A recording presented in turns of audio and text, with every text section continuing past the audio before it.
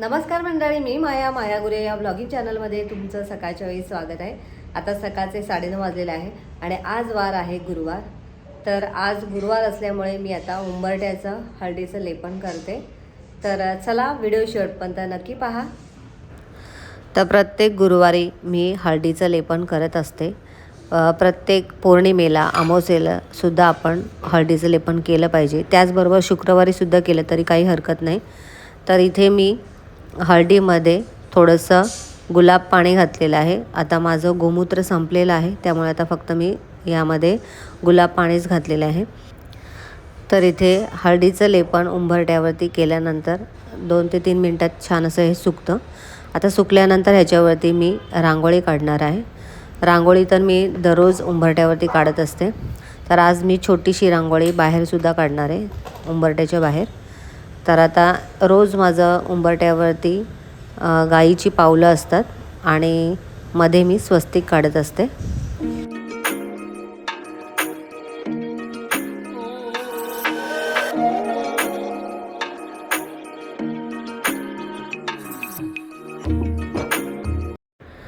रांगोळी काढल्यानंतर त्यावरतून हळदी कुंकू व्हायचं असतं आणि आज मी बाहेरसुद्धा छोटीशी रांगोळी काढते आणि त्यावरती सुद्धा हळदी कुंकू वाहत आहे.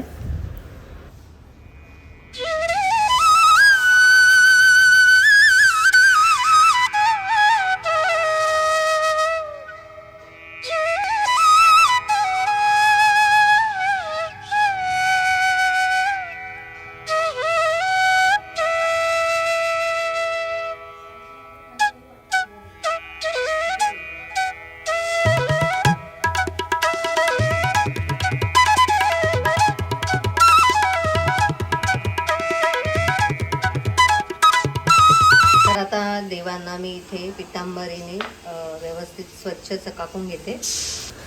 तर इथे मी आता देवांना पितांबरीने छान असं चकाकून घेते. प्रत्येक गुरुवारी किंवा शुक्रवारी मी हे करत असते.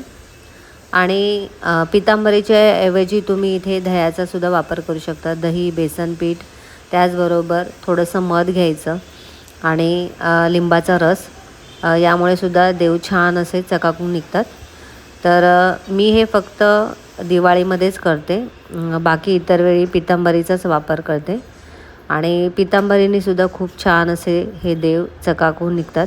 आता इथे माझी चांदीची गणपती आणि चांदीची लक्ष्मीची जी मूर्ती आहे ती सुद्धा छान निघते, म्हणजे पितांबरीने सुद्धा निघते.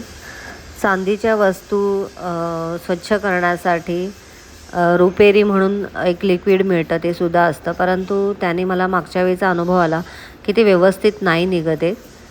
मागच्या महिन्यापासूनच, अगोदर मी जेव्हा सुरुवातीला वापरत होते तेव्हा तर व्यवस्थित निघत होते, परंतु मागच्या महिन्यात मी जी बॉटल घेतली रुपेरीची, त्याने तर देव अजिबात व्यवस्थित चकाकले नाही. त्यामुळे मी आता यावेळेस पितांबरीचाच वापर करते.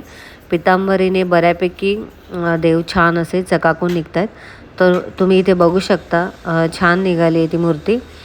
आणि आता प्रत्येक देवांना मी अशा पद्धतीने थोडंसंच पाणी लावते, जास्त पाणी पण नाही लावायचं, थोडंसंच पाणी लावायचं आणि आपल्या हाताच्या आणि बोटांच्या साह्याने त्याला छान असं चकाकून घ्यायचं. पितांबरी लावताना पाण्याचा वापर जास्त केल्याने ते छान असे चकाकून निघत नाहीत, हा माझा अनुभव आहे. तुम्ही जितकं बोटाने त्याला व्यवस्थित असं घर्षण कराल तितकं ते छान असं निघतं. काही लोक तर त्याला एखाद्या कोरड्या कापडाने सुद्धा पुसून घेतात. तर आता मी नेक्स्ट टाईमपासून एक छोटंसं कॉटनचं कापड घेणार आहे आणि त्याला थोडीशी पितांबरी लावून हे देव छान असे चकाकून घेणार आहे. तर आता यावेळेस मी थोडंसं पाणी लावलेलं आहे.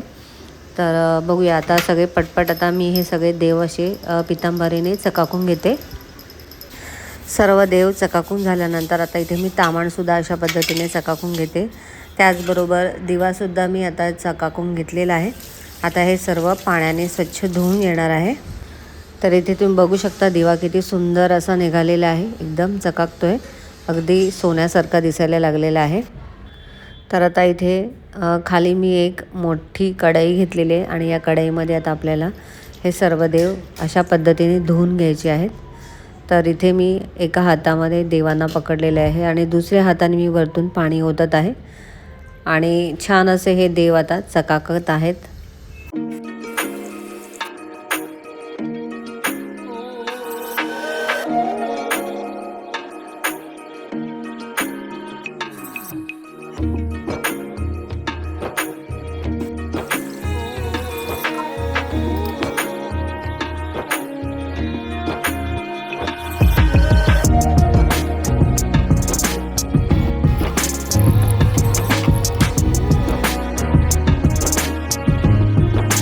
तर अशा पद्धतीने मी पितांबरीच्या साह्याने देवांना छान असं चकाकून घेतलेलं आहे.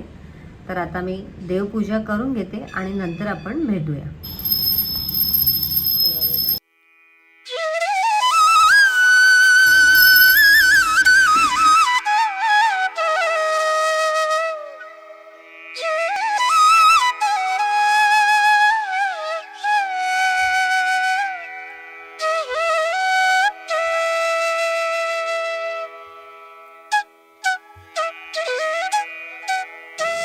तर आता देवपूजा वगैरे सगळी झालेली आहे आणि आता गुरुवारच्या स्वयंपाकाची तयारी आहे. म्हणजे देवाला नैवेद्य बनवायचं आहे. तर आता मी पटपट स्वयंपाक करून घेते.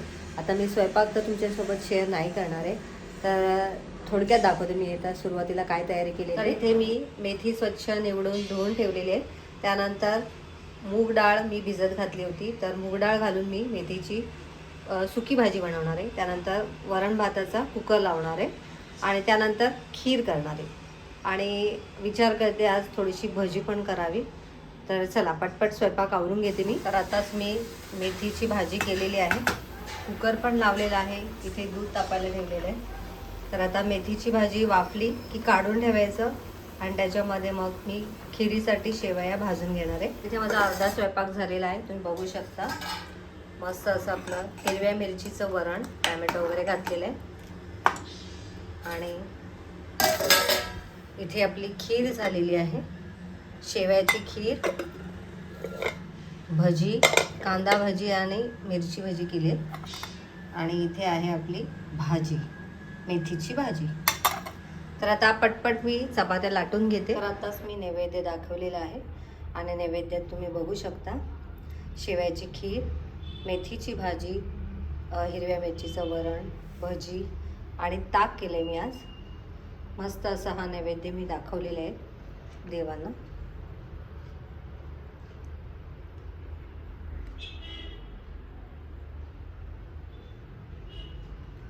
तर इथे तुम्ही बघू शकता 1:45 झालेले आहेत. तर आता संध्याकाळचे 7 वाजलेले आहेत आणि आता मी देवांच्या समोर दिवा लावलेला आहे.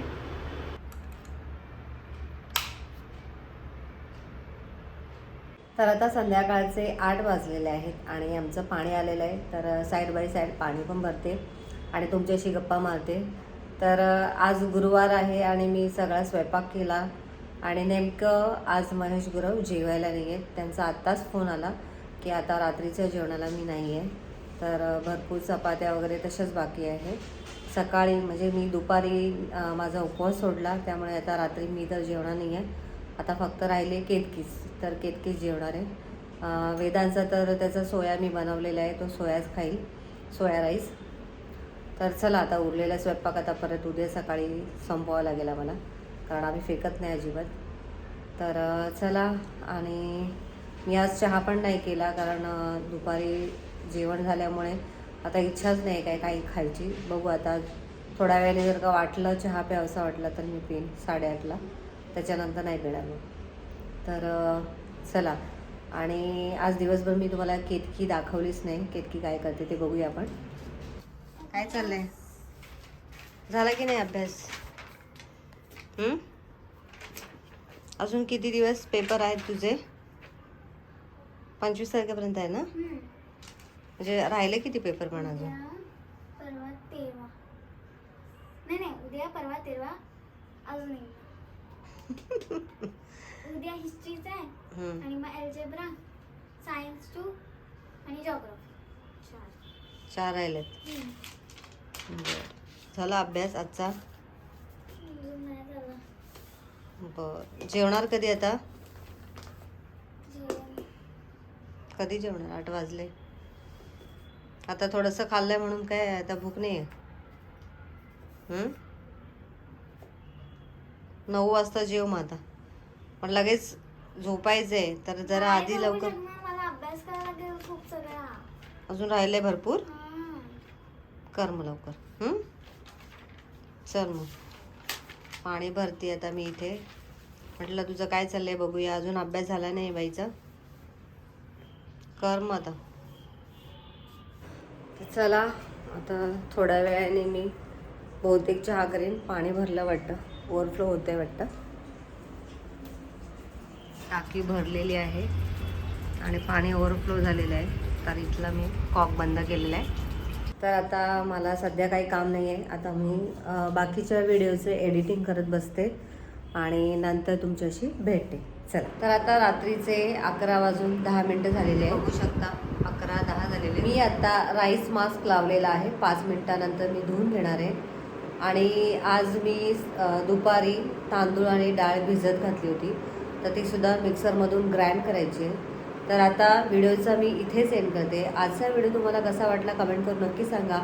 व्हिडिओ आवडला असेल तर व्हिडिओला लाईक करा, शेअर करा.